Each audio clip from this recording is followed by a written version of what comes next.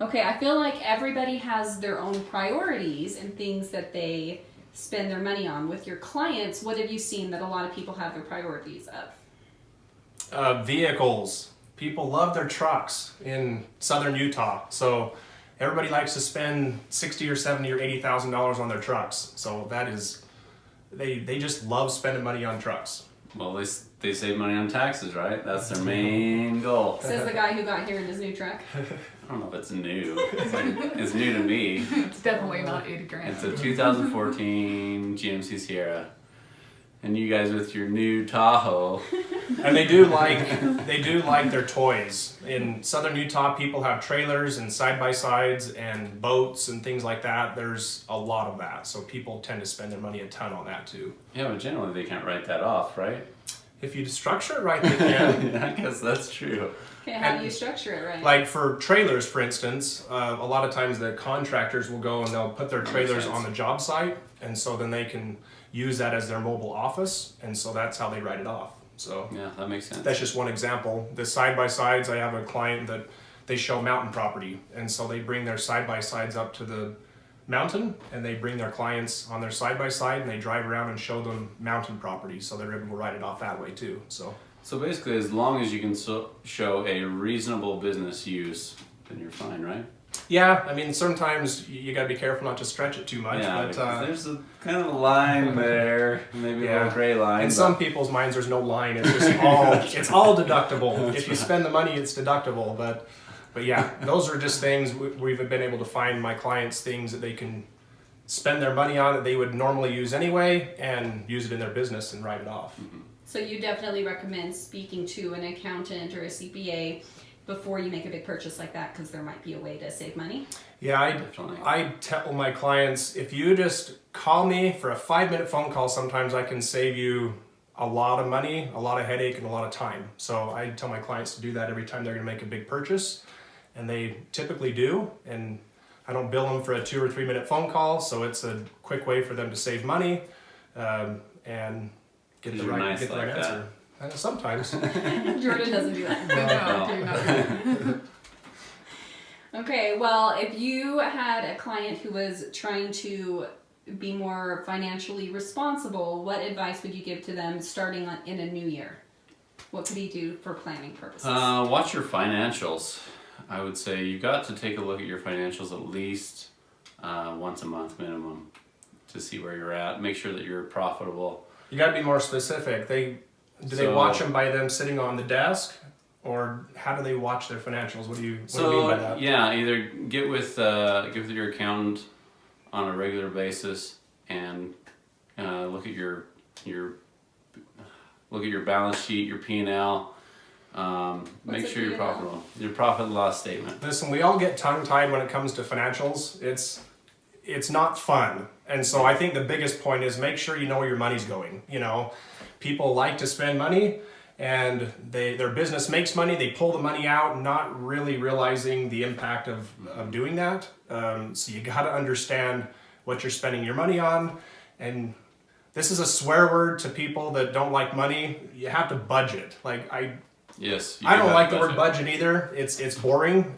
People don't want to talk about budgets, but you have to know, you have to tell your money where it's going to go rather than the other way around, you know, and so that's kind of a Dave Ramsey quote, but we love that. Instead of the money telling you where you're going to go, you tell your money where to go. And I think that could be a huge thing for every business owner to kind of do, and maybe start fresh and hopefully do a better job this year. Yeah, definitely plan ahead for the year. Make sure that you got some forecasting in place so that you're really trying to predict what's going to happen this year, how much you're going to grow, how much profit are you going to be able to have. And you can tell how excited Jordan is about this. I love it. He loves it. This is Jordan excited. That's my side thing. See, this is Jordan normally.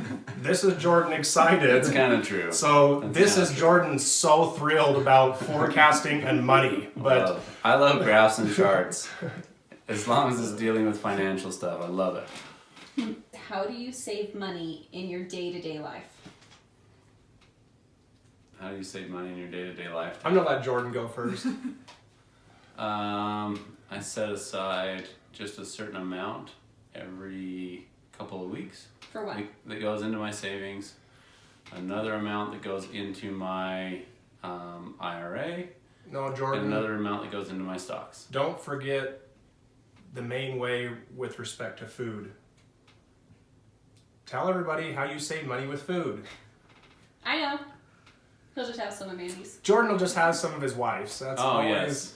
Yeah, that's I the do that. that's the key phrase. I'll just have some of my wife's. So See, that's how you save money with food. Tad, you have a way you save money with food. I just don't eat. That's how I do it. Whatever. No, for real. One of the main things at work, everybody tends to go buy food at lunch, and I don't. I eat peanut butter and jelly sandwiches. You would. And I love it.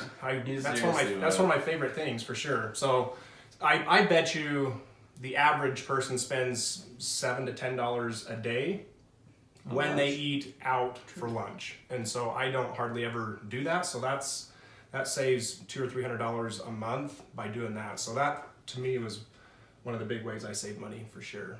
Okay, what do you splurge on? Ice cream. I do not go cheap on ice cream. No great value ice cream for me.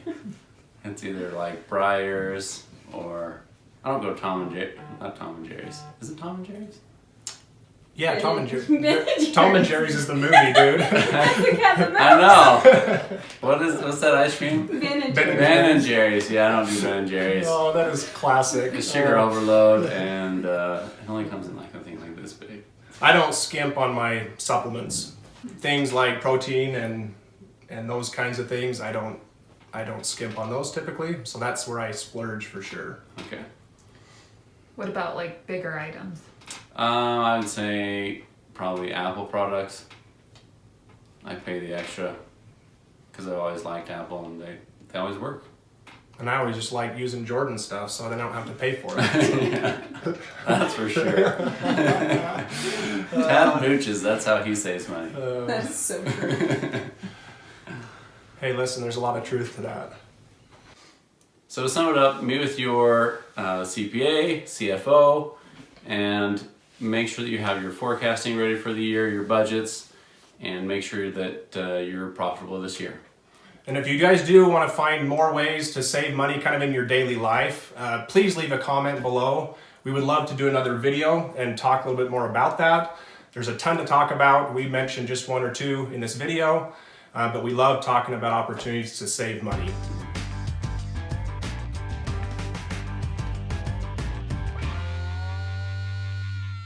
To sum it up, get with your CFO this year. Yeah, don't get with them. That would be weird. Jordan. Dirty. You love getting with things.